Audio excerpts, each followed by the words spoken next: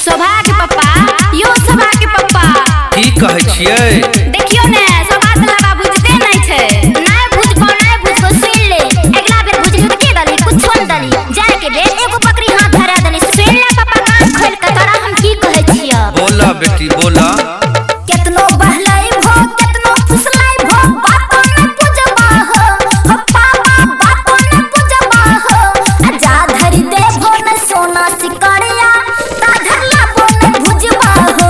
हो जा धरी दे भो न सोना सिकड़िया ता धरला भो न बुझबा हो। हे के तिलक दहेज के मारल छी बेटी बात तू बूझेगे।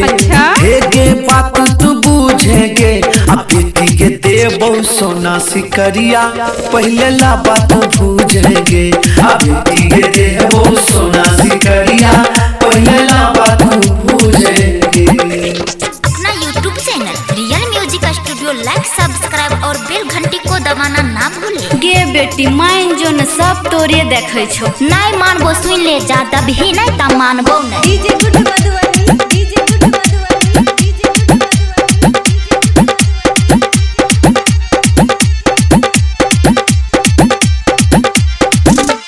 पिछलो बेरी दक्षिणो पापा सोना सिकरिया हो। ठीके। पापा सोना सिकरिया हो। हाँ। पापा हो जाई के बेरी हाथी धरला हो छटकी बकरिया हो। साचे बेटी। पापा जाई के बेरी हाथी धरला हो छटकी बकरिया हो।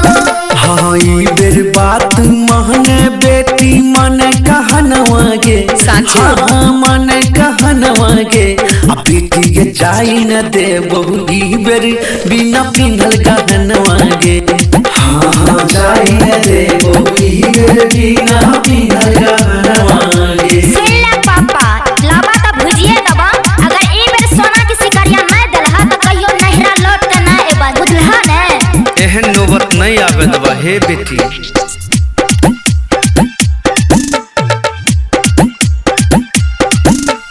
चिकनी चापर बात में ई बेर फसता न शोभा हो। हाँ, हाँ। पापा फसता न शोभा हो। हाँ, हाँ। ई बेर देबो न सोना सिकरिया अकर पर नहिरा त तोबा हो। सच। ई बेर देबो न सोना सिकरिया अकर पर नहिरा त तोबा हो। आ सुन लहबा बुझे सुने बेटी करे न मानगे। हाँ करे न मानगे। अब पहले पिन्हले सोना सिकरिया कहे छो पापा तो दाना गे। पहले पिन्हले सोना सिकरिया